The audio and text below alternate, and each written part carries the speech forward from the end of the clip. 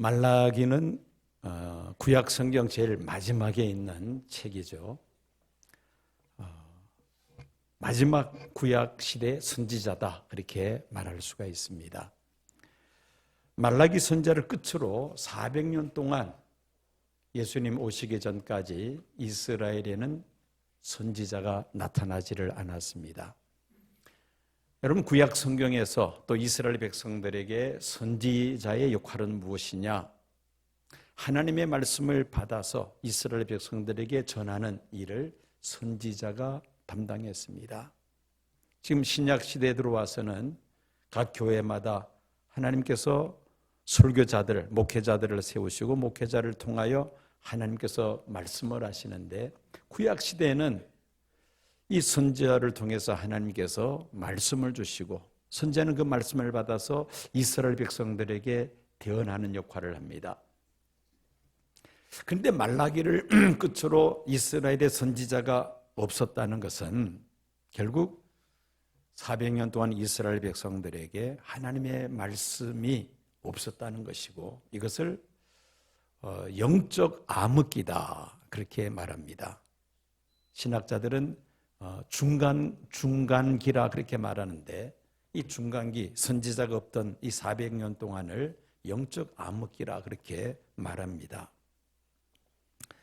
오늘 본문인 말라기 4장 6절, 5절, 6절, 그러니까 구약 성경 제일 끝에 있는 말씀이죠.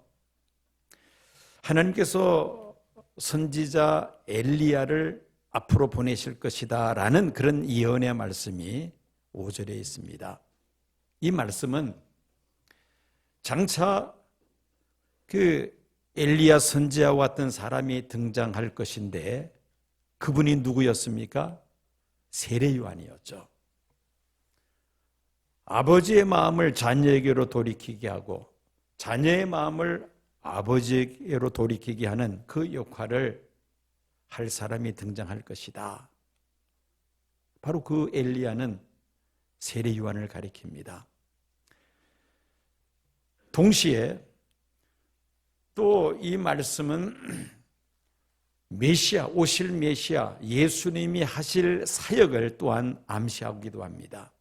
예수님이 세상에 오신 목적은 하나님 아버지의 마음을 하나님의 자녀들에게, 또 하나님의 자녀들이 아버지 하나님께로 돌이키게 하는 그 역할을 메시아께서 와서 하실 것이라는 또 예언이기도 합니다.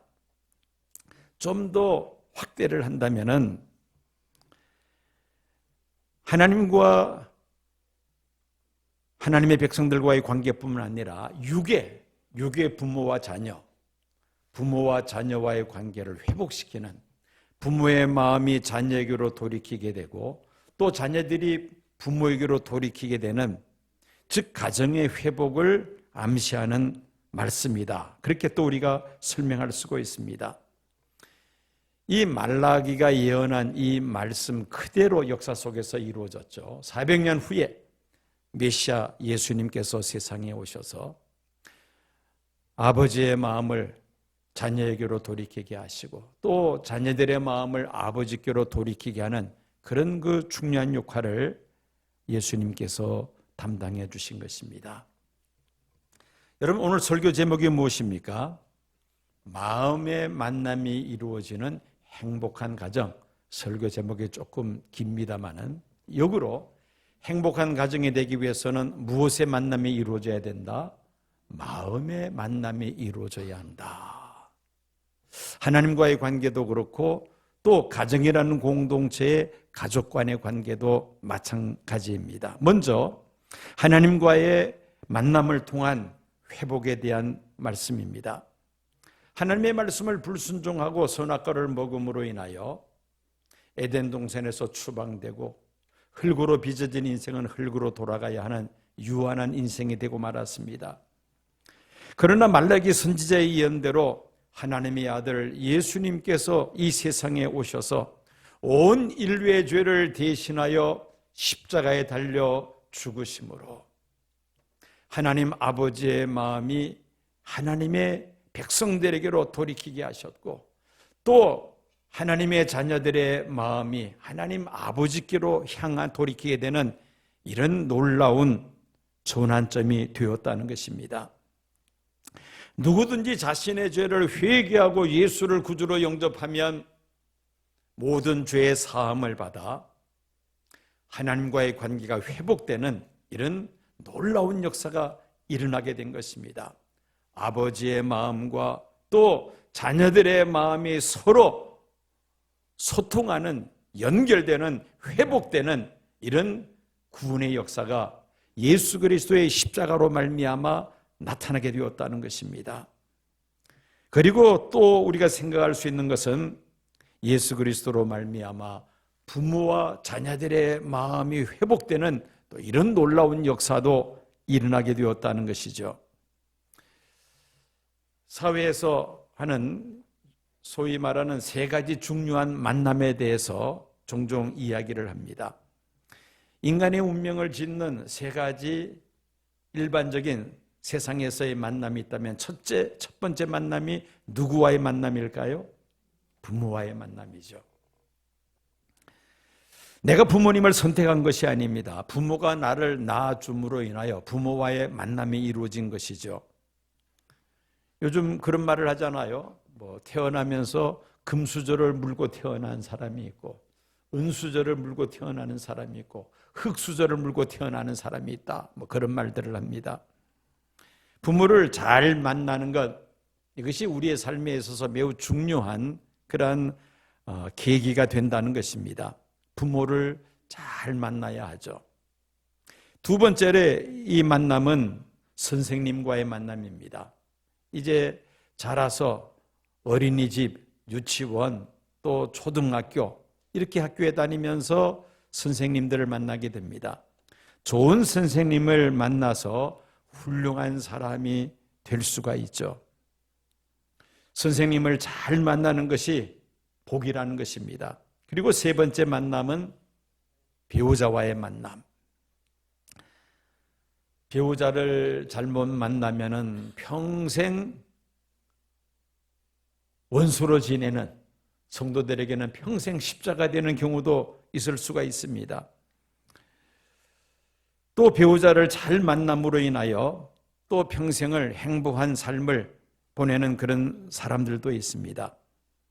부모와 선생님은 나의 의지와는 관계없이 그 만남이 이루어집니다마는 배우자와의 만남은 나의 의지, 나의 선택에 달려 있습니다. 그래서 이 배우자를 위해서는 기도 많이 하고 또 결정을 해야 할 것입니다. 자, 이렇게 사회에서 말하는 세 가지 중요한 만남 중에서 우리가 좀 집중적으로 생각하고자 하는 것은 이 부모님과의 만남입니다. 온 가족이 예수를 구주로 영접함으로 부모의 마음이 가족에게로 또 자녀들의 마음, 부모에게로 향할 수가 있다면 참으로 행복한 믿음의 가정을 세울 수가 있습니다. 여러분, 이 가정의 회복을 위해서 아주 중요한 것이 하나 있습니다. 그것은 바로 가정 예배이죠. 가족 구성원 한 사람이 다 예수를 구주로 영접하고 예수를 구주로 영접한 가족들이 함께 모여서 가정 예배를 드릴 수 있다면 그 가정이 바로 행복한 가정이요, 천국의 모형과 같은 가정이라고 말할 수가 있습니다. 광고 시간에 신앙의 대입기를 위한 행복한 그런 가정을 이루기 위해서 부모 교육을 우리 교회에서 이제 5월 22일부터 시작하려고 합니다. 그 부모 교육에서 이제 가장 중요한 핵심이 뭐냐면은 가정 예배의 회복입니다. 가정에서 최소한 일주일에 한 번은 가족이 모여서 하나님 앞에 예배를 드려야 한다. 그것이 계속해서 이제 강조되는 내용입니다. 이 가정 예배를 통하여 온 가족의 마음이 하나로 묶어지고 또 온 가족이 하나님께로 그 마음을 향할 수가 있다는 것이죠.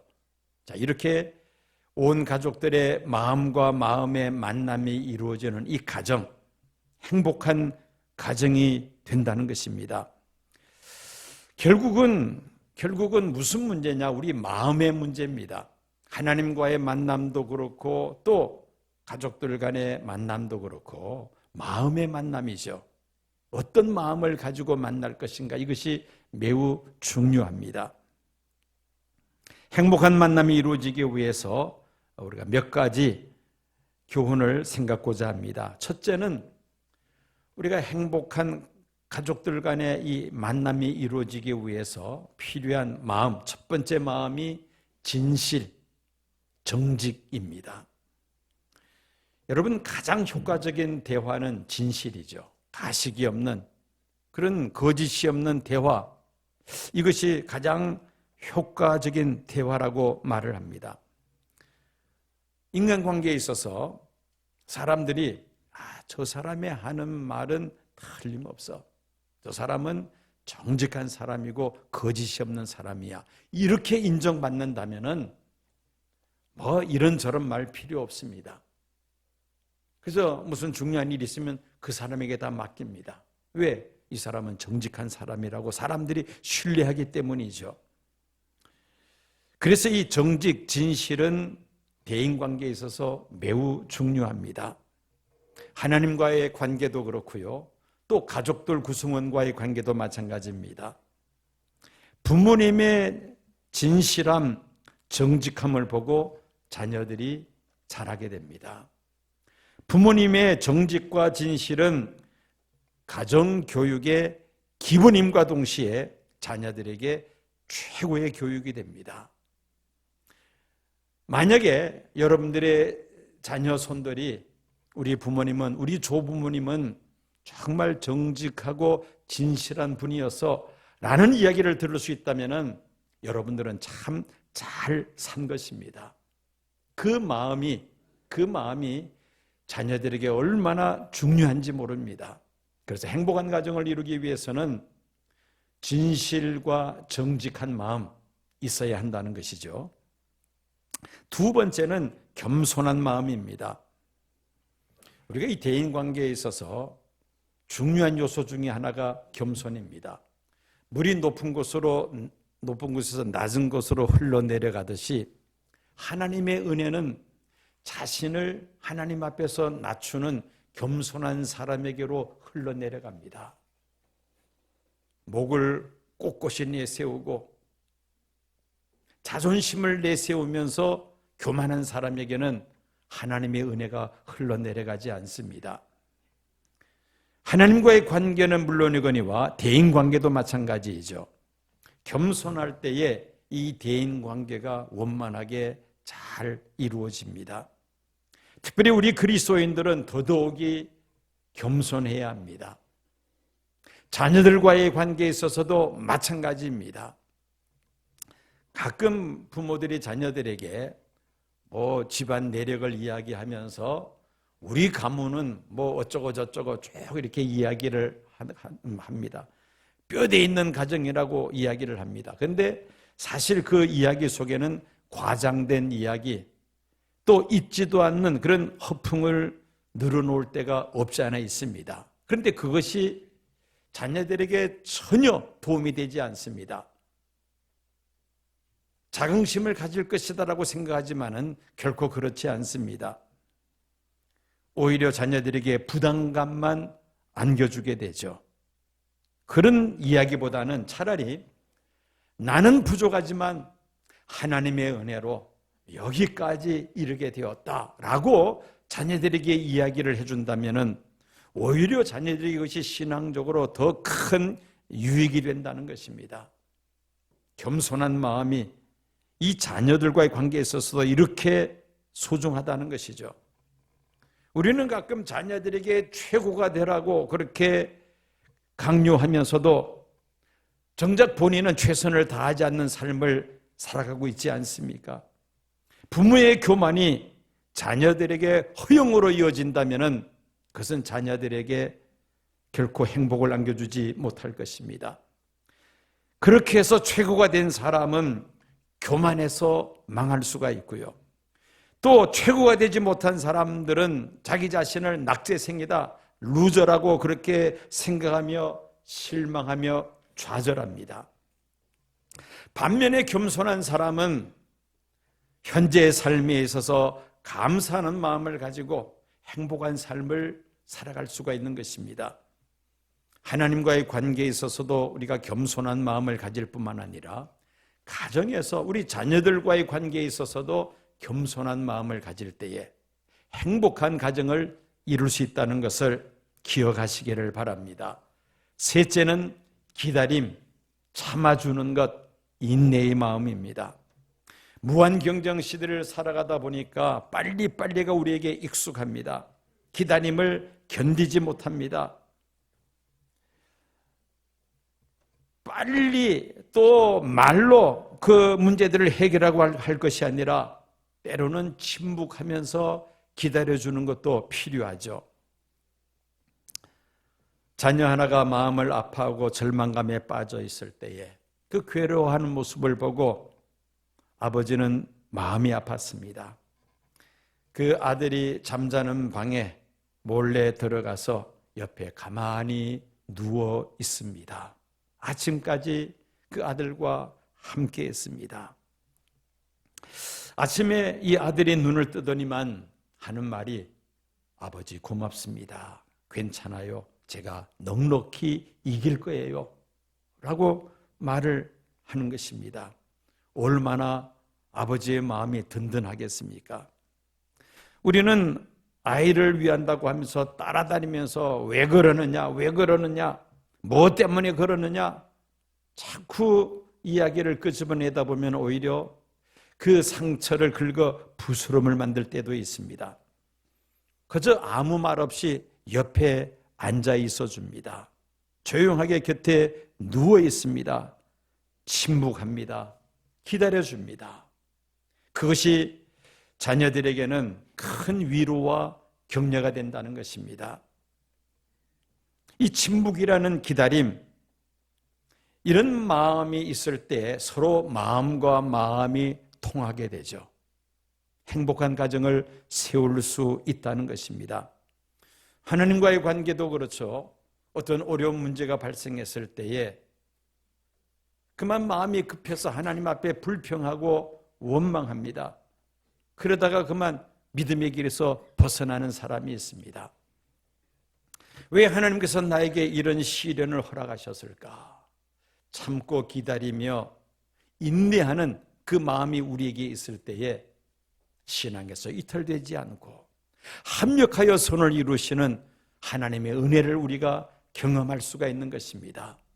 하나님과의 관계에 있어서도 그렇고요. 또 자녀들과의 관계에 있어서도 역시 마찬가지로 우리는 기다림이 필요하다는 것이죠. 네 번째는 믿음입니다. 하나님을 향한 우리가 믿음을 지키는 것 참 중요하잖아요. 우리 자녀들을 향한 마음도 역시 동일합니다. 우리의 사랑하는 자녀들의 과거를 믿어주고 현재도 믿어주고 또 장래까지 끝까지 믿어주는 것입니다. 믿어줄 때 자녀들은 힘과 용기를 얻게 됩니다. 어떤 어려움 속에서도 절망하지 않고 꿋꿋하게 일어서게 됩니다. 세계적인 CEO, 제너럴 일렉트로닉스의 CEO였던 잭 웰치라는 유명한 분이 있습니다. 이분이 쓴 Lesson from the Top, CEO가 되는 길이라는 베스트셀러가 있습니다. 이 책 속에서 그는 지난 날을 회상하면서 이런 이야기를 합니다. 그의 어머니 그레이스라는 그 어머니를 소개를 하는데 어머니에 대해서 이렇게 그는 고백합니다. 모든 사람의 나를 믿지 않을 때도 어머니는 나를 믿었고 내가 나를 믿을 수 없을 때도 어머니는 나를 믿었다. 너는 할 수 있어. 너는 반드시 할 수 있어. 그 어머니 믿음 때문에 오늘 내가 되었다. 라고 그런 그 책 속에서 고백하고 있습니다. 끝까지 자녀들을 향하여 우리가 믿어줄 때에 자녀들은 세상 살면서 부딪히는 여러 가지 어려움들을 극복하면서 일어서게 된다는 것이죠. 이렇게 인내하고 기다려주는 이 마음이 만나는 가정이라면 그 가정은 행복한 가정이 될 수 있다는 것이죠. 그리고 마지막으로 행복해하는 마음입니다. 나는 너 때문에 행복해. 이 말보다 자녀들에게 더 아름답고 감동적인 말은 없습니다. 눈빛만 보아도 말이 필요 없죠. 눈빛만 보아도 자녀들은 벌써 그것을 마음으로 느낍니다. 그런데 조그마한 문제만 생기면은 이 왼수야, 너는 왜 태어나서 날 이렇게 속을 썩이느냐, 이렇게 나도 모르게 말을 내뱉으면은 그 말이 자녀들에게는 큰 상처가 됩니다. 나는 너를 생각할 때마다 참으로 행복하고 하나님께서 너를 내 가정에 보내주신 것이 얼마나 감사한지 몰라. 이 말을 자녀들에게 한다면 얼마나 자녀들이 행복하겠습니까? 어느 가정에 어머니가 아들을 심하게 나무랐습니다. 그만 이 아들이 가출해버리고 말았어요. 한 달 동안을 수소문해서 겨우 아들이 거처하고 있는 장소를 찾았습니다. 물어 찾아갔는데 보니까 지하에 그 단칸방 월세방을 얻어서 자취하고 있었습니다. 집에 찾아갔는데 아들은 없습니다. 그런데 그 방 안은 난장판이었습니다. 냉장고를 열어보니까 냉장고 안은 텅텅 비어 있습니다. 이 어머니가 방을 깨끗하게 정리를 해주고 또 장에 가서 음식들을 사다가 냉장고를 가득 채워주었습니다. 그리고 그 냉장고에다가 사진 하나를 테이프로 붙여놓고 돌아옵니다. 그 사진은 그 아들의 100일 사진이었습니다. 온 가족이 모여서 찍은 100일 기념사진이었는데, 자, 이제 아들이 저녁에 자취방으로 돌아왔는데 방 안이 깨끗하게 정리가 되어 있고 또 냉장고 안에는 음식들이 잔뜩 채워져 있고, 그리고 냉장고 문에 자기 100일 사진이 붙어있는 것을 보면서 크게 마음에 감동을 받습니다. 내가 이 세상에 태어났을 때 온 가족이 또 어머니가 이렇게 기뻐하셨구나, 행복해 하셨구나. 그 사진을 보는 순간에 그런 마음이 불쑥 솟아나면서 짐을 다 싸서 조용히 다시 가정으로 돌아옵니다. 나 때문에, 너 때문에 내가 행복해. 이 말 한마디, 이것이 상처받은 그 마음을, 얼어붙었던 마음을 녹여버리고 화해하고 관계가 회복되는, 바로 이 행복해하는 마음이 이 가정에서 얼마나 중요한지 모릅니다. 힘들고 어려운 일이 있어도 인내하면서 너 때문에 행복해. 하나님께서 너를 내 가정에 보내주신 것이 얼마나 감사한지 몰라. 그것을 자녀들이 느낄 수가 있다면 그 가정은 천국의 모형과 같은 행복한 가정이 될 수 있다는 말입니다. 피터 드러커가 쓴 The Essential Drucker on Individual 이라는 책이 있습니다. 우리말로는 프로페셔널의 조건이라는 로 이렇게 그 제목이 번역이 되어 있습니다. 이 책 역시 피터 드러커 자신의 자서전이나 다름이 없습니다. 어린 시절에 아버지가 아버지 친구하고 서로 대화하는 이야기를 듣습니다.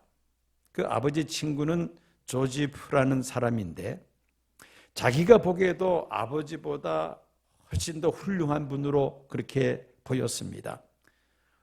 얼굴도 잘생겼고 또 아주 머리도 좋고 외모로도 아주 훌륭해 보이는 그런 분이었습니다. 아버지가 그 친구 조지프에게 질문을 던집니다. 자네는 앞으로 어떤 사람이 되기를 원하고 또 어떤 사람으로 사람들에게 기억되기를 원하느냐고 질문을 하니까 이 친구가 아버지 친구가 대답하기를 온 유럽의 모든 처녀들이 흠모하는 그런 사람이 되기를 원하고, 또 유명한 승마 선수, 또 유명한 정치가, 저술가, 그리고 교수가 되기를 원한다고 그렇게 대답을 하는 것입니다. 아버지가 그 친구의 말을 듣고는 너는 그렇게 될 수가 있어, 그렇게 될 거야 라고 그렇게 이야기를 해준 것을 엿듣습니다. 그 아버지 친구가 67세 세상을 떠났는데, 떠나기 2년 전 65세 때에 또 아버지하고 그 친구하고 서로 대화하는 내용을 이 저자가 듣습니다. 아버지가 똑같은 질문을 친구에게 던집니다. 자네는 어떤 사람으로 기억되기를 원하는가? 했더니만은 그 친구가 고개를 푹 숙이고 잠시 생각을 하더니만 이렇게 대답을 했다는 것입니다. 아무 소원이 없고 다만 원하는 것이 있다면 내 뜻을 알고 나로 인하여 변화된 사람 5명만 있으면 난 더 이상 바랄 것이 없다네. 그렇게 대답을 하더라는 것입니다. 내 마음을 알아주고 또 나로 인하여 변화된 사람, 이런 사람이 5명만 있다면 나는 더 이상 바랄 것이 없다는 그런 이야기입니다. 여러분, 내 마음을 이해하고 마음을 서로 통할 수 있다는 사람이 있다는 것 얼마나 행복한 일입니까? 이게 안 되니까 좌절합니다. 어려운 문제에 부딪히면 그만 포기해버리고 맙니다. 밤낮으로 땀 흘려 수고하여 많은 재물을 모았습니다. 그런데 자녀들의 마음은 다 잃어버리고 말았습니다. 생존 경쟁이 치열한 세상에서 출세하고 성공했습니다. 그러나 아내의 마음은 얻지를 못했습니다. 마음이 산산조각이 납니다. 마음으로부터 사랑하고 마음으로부터 존경받는 그것이 없다면 그건 성공이라고 할 수가 없죠. 마음을 얻는다는 것이 이렇게 중요하다는 말입니다. 이 마음을 얻는 것에 대해서 생각할 때마다 머릿속에 떠오르는 시가 한 편이 있습니다. 함석헌 선생이 쓴 그대 그런 사람을 가졌는가라는 시입니다. 아마 한 번쯤은 다 여러분들 들어보셨을 것입니다. 말리길 나서는 길 처자를 내맡기며 마음 놓고 갈 만한 사람, 그 사람을 그대는 가졌는가? 온 세상이 다 나를 버려 마음이 외로울 때에도 저 마음이야 하고 믿어지는 그 사람을 그대는 가졌는가? 탔던 배 꺼지는 시간 구명대 서로 사양하며 너만은 제발 살아다오 할 그 사람을 그대는 가졌는가? 불의의 사형장에서 다 죽어도 너희 세상 빛을 위해 저만은 살려두거라 일러줄 그 사람을 그대는 가졌는가? 잊지 못할 이 세상을 놓고 떠나려 할 때에 저 하나 있으니 하며 빙긋이 웃고 눈을 감을 그 사람을 그대는 가졌는가? 온 세상의 찬성보다도 아니하고 가만히 머리 흔들 그 한 얼굴 생각에 알뜰한 유혹을 물리치게 되는 그 사람을 그대는 가졌는가? 결국은 내 마음을 이해하고 또 상대방을 이해해주는 마음이 서로 소통이 되는 그런 사람이 우리 주변에 있느냐는 그러한 시입니다. 여러분, 이 마음과 마음이 서로 통한다는 것 얼마나 중요한 일입니까? 예수 그리스도께서 이 세상에 오신 것은 말라기 선지자가 예언한 대로 아버지의 마음이 자식에게로 돌아오게 하고 또 자녀들의 마음이 아버지께로 돌아가게 하기 위함이었던 것입니다. 그 아버지는 하나님 아버지이시죠. 죄로 인하여 멸망할 수밖에 없는 우리 인생들이 마음을 돌이켜 하나님께로 향하여 회개하고 예수를 구주로 영접하면 하나님과의 관계가 회복된다는 것이죠. 하나님과의 만남이 이루어진다는 것입니다. 이 만남이 있는 사람은 행복한 사람입니다. 그리고 또 우리가 생각해야 될 것은 육의 부모님과 자녀들이죠. 부모와 자녀들의 마음과 마음이 만나는 가정은 행복한 가정이라는 것입니다. 5가지의 마음을 여러분들에게 말씀드렸습니다. 이런 마음을 가지고 우리가 하나님을 섬길 뿐만 아니라 우리 가정에서 가족들과의 관계가 그런 마음이 형성이 된다면 그 가정이야말로 천국의 모형과 같은 가정, 행복한 가정이 될 줄로 믿습니다. 교회 공동체도 마찬가지죠. 서로 이 마음이 만나는 교회 공동체인데 먼저 말씀드린 그런 5가지의 마음을 가지고 서로 만남이 이루어진다면 이 교회는 천국의 모형과 같은 행복한 교회 공동체가 될 수가 있습니다. 마음과 마음이 만나는 교회 또 가정 되어야 할 줄로 믿습니다.